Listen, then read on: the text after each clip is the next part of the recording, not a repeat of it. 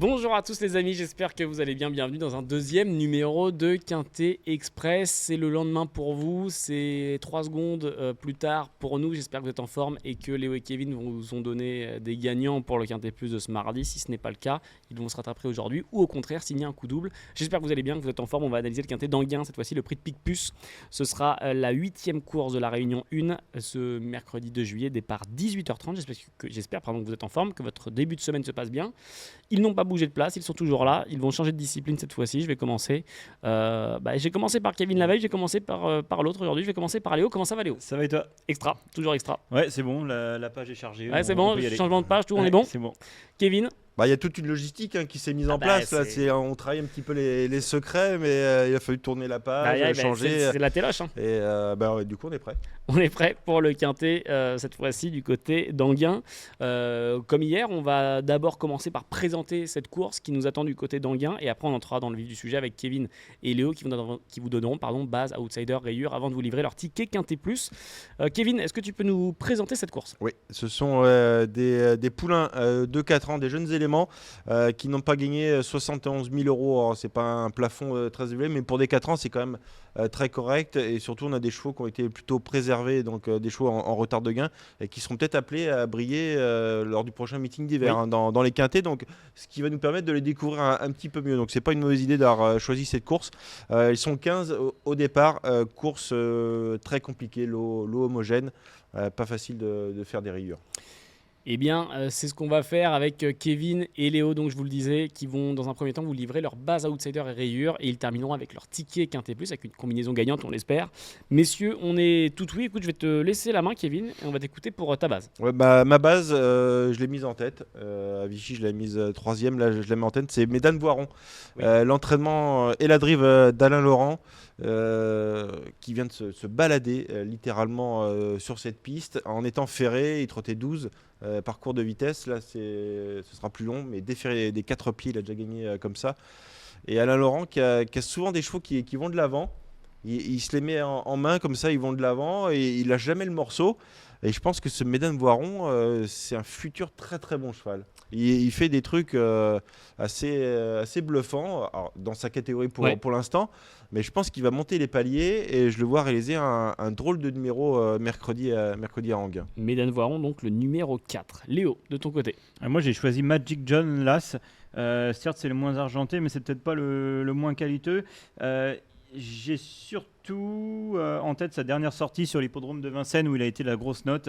Son partenaire avait d'évidentes ressources ce jour-là et le cheval n'a jamais pu sortir de l'emprise de la corde dans le dernier tournant. Il s'est retrouvé loin et il a vraiment très bien terminé à la 5e place. Il était déféré des 4 pieds, il le sera de nouveau.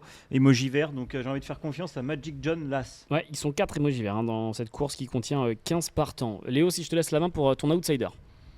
Un outsider, je reprends la même ligne avec le 6 Mars Koba. Ouais.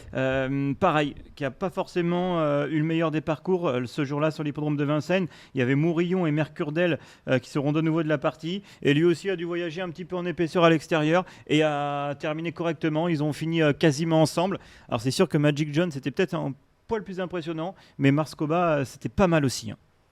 Kevin. Tu veux quoi? Bon, donne-moi un outsider. Un outsider? Pourquoi pas? Allez, à la volée comme ça, allez, je dirais Michel Martin, le numéro 5. Oui. C'est un petit cheval sympathique qui est très facile à driver.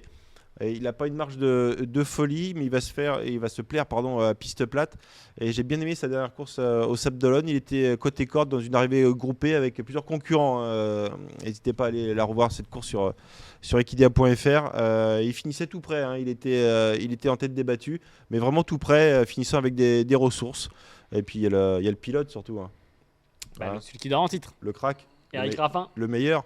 Donc moi je le vois bien. Eric Raffin à 15-20 contre 1, ça se prend.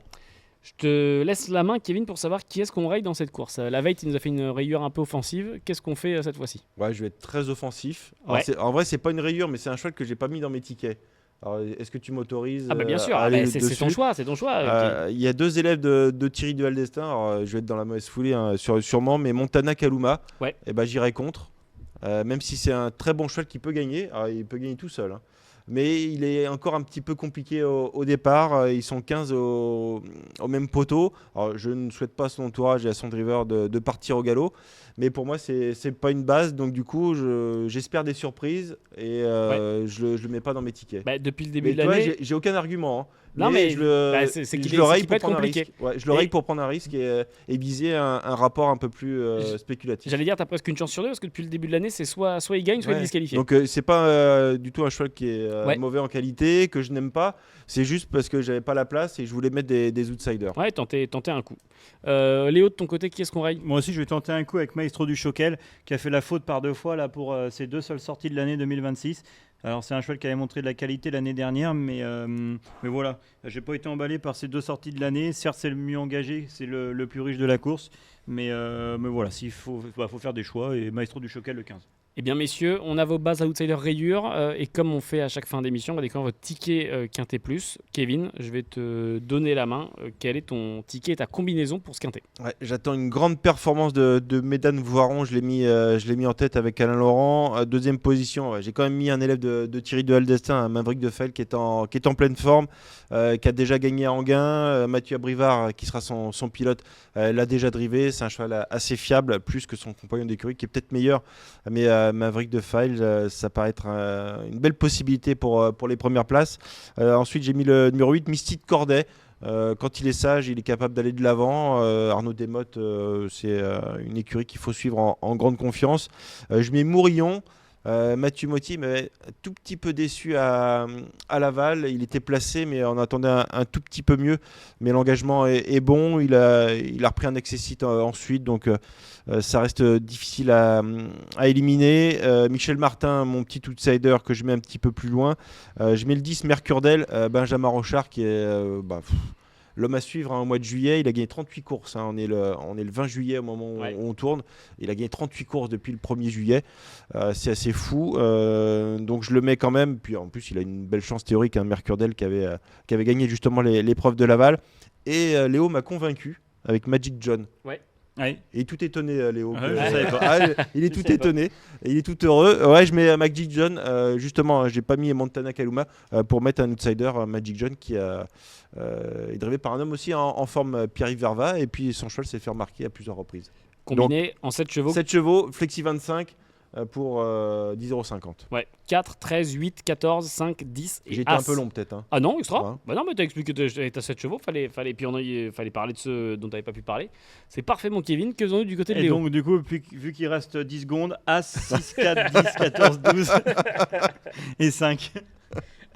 Alors, vous l'avez compris, moi je me suis appuyé sur la ligne de Vincennes, Magic John et Marscoba, As 6. Oui. Le 4, Maiden Voiron qui vient de s'imposer, qui vient de se balader en gain.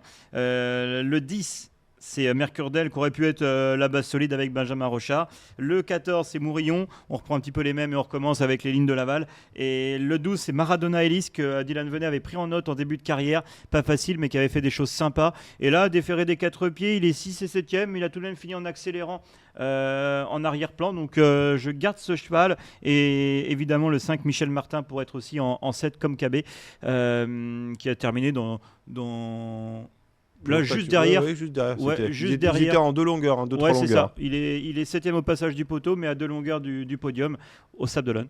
Donc voilà. As, 6, 4, 10, 14, 12 et 5. Le ticket Quintet Plus en 7, donc de Léo pour le Quintet d'Anguien R1 C8, le prix de Picpus qui sera donc ce mercredi 22 juillet à 18h30. Merci à tous les amis d'avoir été avec nous dans ce nouveau numéro de Quintet Express. Merci à mes 2 experts d'avoir fait le papier avec nous. Merci beaucoup Kevin. Mais j'en ai pris encore plus de plaisir qu'à Vichy. et ça c'est fort. Ouais. Merci Léo. Merci à toi. Qui est en train de plier les goals déjà, qui doit y aller, il doit filer celui-ci, il n'a pas la permission de minuit, il faut qu'il parte. Merci à vous tous de continuer à nous suivre, on se voit mercredi pour un nouveau numéro de Quintet Express pour analyser les quintets de jeudi et de vendredi. Merci à vous tous, à très vite, très bonne semaine de course et à mercredi. Ciao.